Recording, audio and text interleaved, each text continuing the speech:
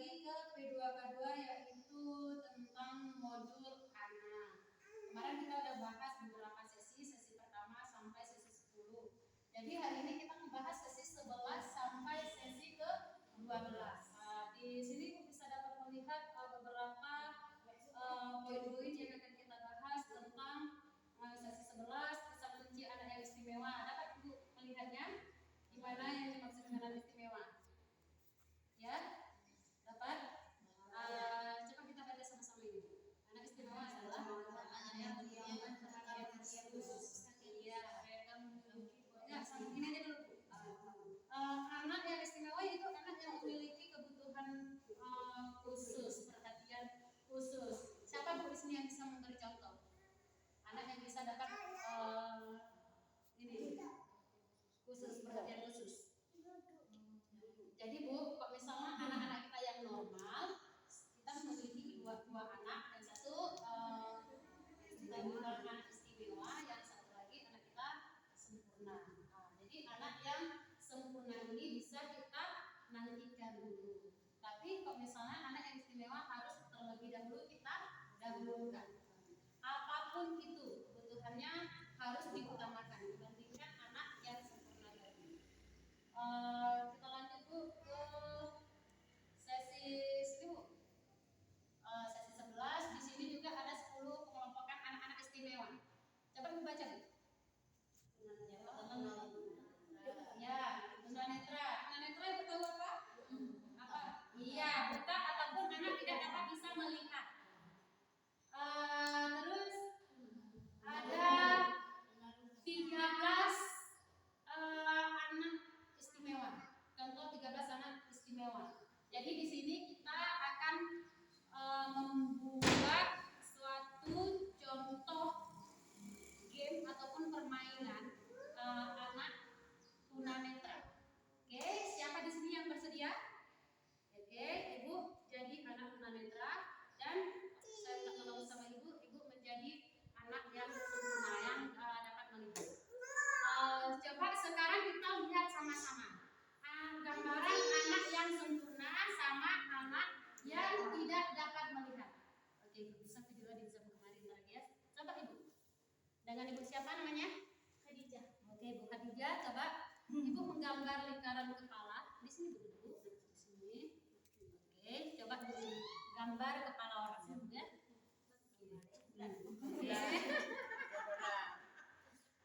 Oke, yang besar Bu, yang besar. Yang besar ya terus di sini. Penuhin aja Bu, biar tahu Pak. Oke. Nah, penuhin aja terus. Bisa. Oke. Ini contoh Ibu yang bisa melihat, ya. Oke. Ini rambutnya. Coba Ibu perhatikan ya. Oke.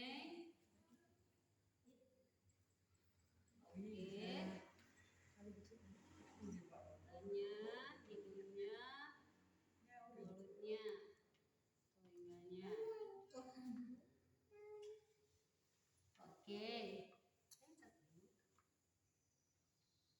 Oke, sudah? Oke. Kita kasih tulisan nanti kita bahas nanti. Sekarang Ibu yang tunanetra. Bu, silakan Ibu, makasih. Ibu dari pertama jalan Ibu udah buta. Ini contoh ya. Sekarang Bu. Oke. Buka. Ini pertanyaan. Oke. Nah, kalau perhatikan. Oke, sekarang Ibu coba gambar kepalanya. Oke. Yang besar. Yang besar Bu. Oke. Oke. Hidung dulu Bu. Hidung, oke. Telinga. Oke. Telinga, mulut. Oke. Bu, coba matanya. Matanya tolong ya Bu. Jangan dilihat. Kita lihat matanya. Oke. Ada satu lagi. Oke. Sudah alisnya belum Bu? Oke. Mata aku Oke. Terima kasih. Silakan duduk. Oke. Ini sekarang kita coba lihat perbedaan antara tunanetra sama yang anak normal tadi. Makanya kenapa kita harus memberi perhatian khusus sama anak yang memiliki istimewa tadi. Istimewa. Kita lihat ya, kita buka anak yang istimewa. Jelas ya? Warna rambutnya jelas, matanya jelas, hidungnya, mulutnya, dan telinganya. Bisa kita pahami. Begitu juga anak yang sempurna tadi, dia bisa jelas kita pahami. Mau dia berbicara, mama saya minta ini, mama saya minta itu. Apapun itu kita dapat mendengarkannya dengan jelas, memahaminya dengan jelas. Ya, paham ya? Oke, sekarang kita anak yang istimewa. Sekarang kita buka anak yang istimewa. Nah, kita buka anak yang istimewa. Ini gambar yang anak istimewa, Bu. Anak yang tunanetra.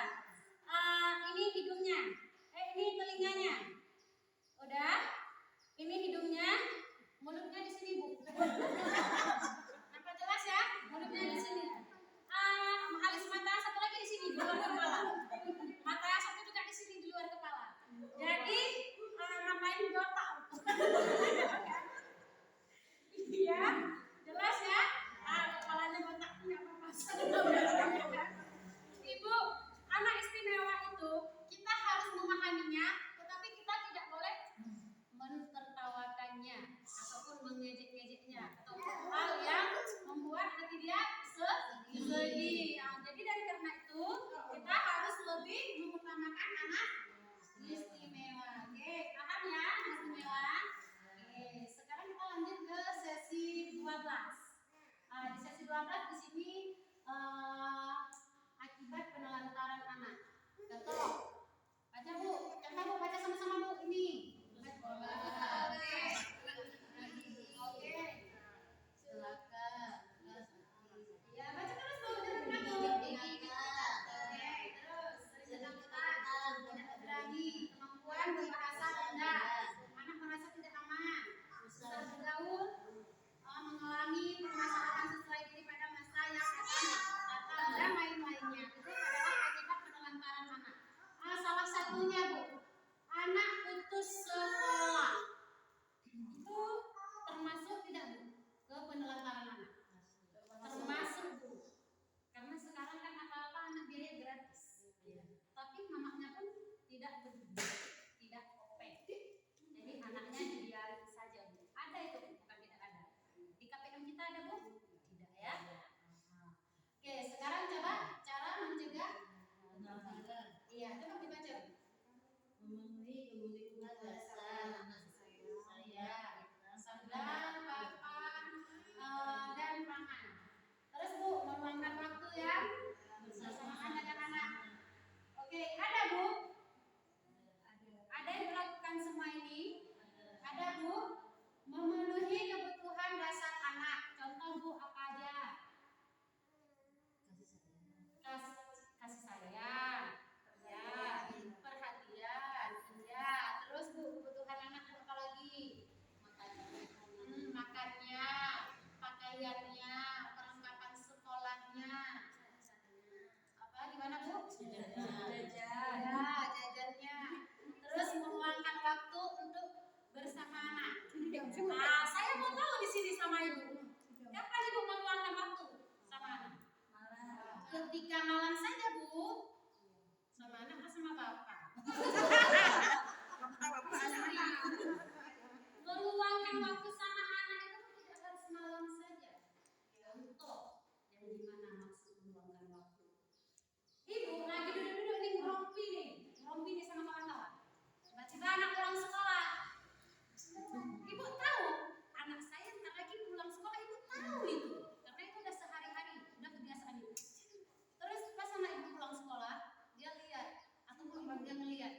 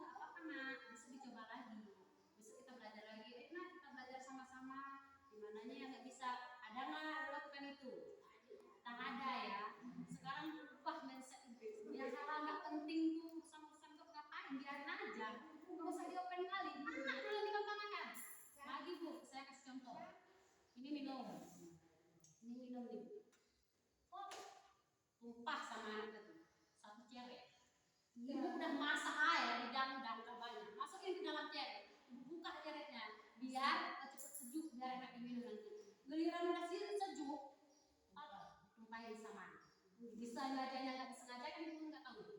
Apa yang dilakukan? Jujur. Marah bu. Iya kan? Oke.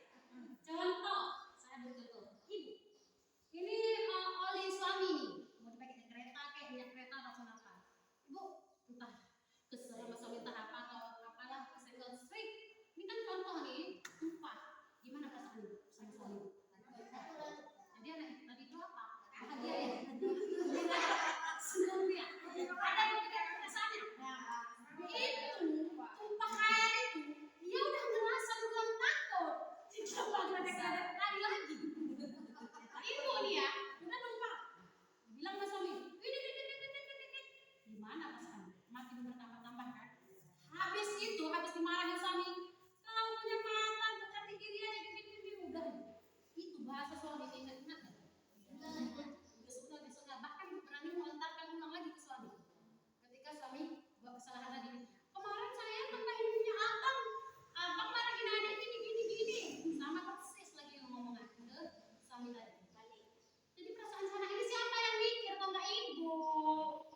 Ini udah siap dimarahin. Mama udah capek masak aja ini, itu tinggal minum aja kok bisa tumpah. Siapa yang mikir perasaannya? Gak sedih.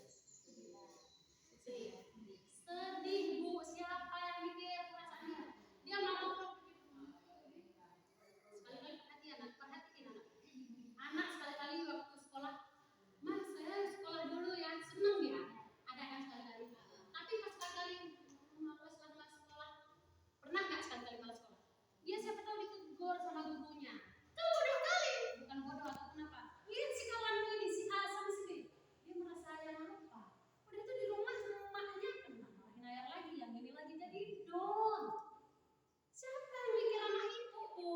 Ibu jangan mikirkan perasaan suami aja. Ibu selama ini cuma hanya berpikir, oh anak saya sekolah, jadi harus ada sarapan dia. Itu aja. Oh hari ini saya harus masak apa anak saya? Oh baju sekolah dia harus rapi. Itu iya juga. Tapi perasaan ini, bu, oke nggak usah jauh perasaan anak. Perasaan ibu dulu. Oh aku gini sama emakku dulu. Jadi anakku janganlah kayak gini. Bisa dipahami. Jadi bu gimana? Saya udah capek masak untuk pagi. Gimana caranya bu? Ini dia bu. Oh udah lupa ya sayang ya. Yuk kita ambillah sama-sama. Besok-besok kan kok udah lupa. Minta maaf. Dia capek loh. Besok-besok hati-hati. Lebih masuk. Ibu pun seneng bahagia. Emak ibu kayak gitu dibuat. Oke nggak usah mak sendiri. Mertua ataupun siapa ataupun suami. Oh udah tumpah ya adik, udahlah nggak apa-apa. Nanti kan bisa bantuin lagi. Senang nggak ibu? Tambah cinta nggak ibu? Si anak ini gitu juga. Anak nggak apa-apa, air masih banyak itu tinggal mama masukin ceret. Air aku nggak beli tuh, tinggal masukin ceret nak. Kan enak kan? Dengerin. Anak pun tambah cinta. Iya mama kasih mama nggak berani dia ngulang lagi. Tapi gara-gara ibu marah-marah kayak gitu tadi, karena dia udah sering kena marah sama emaknya, bisa-bisa sepak itu. Jangan bilang nggak ada bu, ada. Jangan selahkan anak. Nanti cerita tunggu ada ngomong keras kepalanya bu. Anak saya ini kan yang nggak dengar. Gimana mau dengar dasarnya udah seperti itu. Segini pun udah ibu marah, saya yakin. Segini pun udah ibu marah, saya yakin aku diambil minum tadi. Iya. Jangan dia kan belum memahami. Saya kan sudah memahami bu, boleh minta izin dia ambil sama anak saya satu. Kan nggak mungkin satu anak. Iya. Iya. Mulai sekarang udah berubah bu. Udah belum itu 17 detik. Apa? 15 baru. 15. Oke. Siap. Nah, jadi di sini siapa yang mau kita kembali lagi kemari ya? Oke. Ada yang mau bertanya? Oke. Tanyakan apa? Saya mau tanya cara pencegahan penemantaran di poin pertama. Oh, cara pencegahan penemantaran di poin pertama yang saya bahas tadi ya, pangan dan makan. Contohnya oke, dapat uang bansos. Jangan utamakan beli skincare, tapi lebih utamakan ke anak tadi baju sekolah. Ibu ingat dulu baju sekolah sama putih, kita kuning sedikit, tapi malu. Ya kan, utamakan anak. Ini jangan alamak bayar utang mak dulu, mak yang itu kebanyakan. Uang PKH belum cair, tapi utangnya udah menunggu.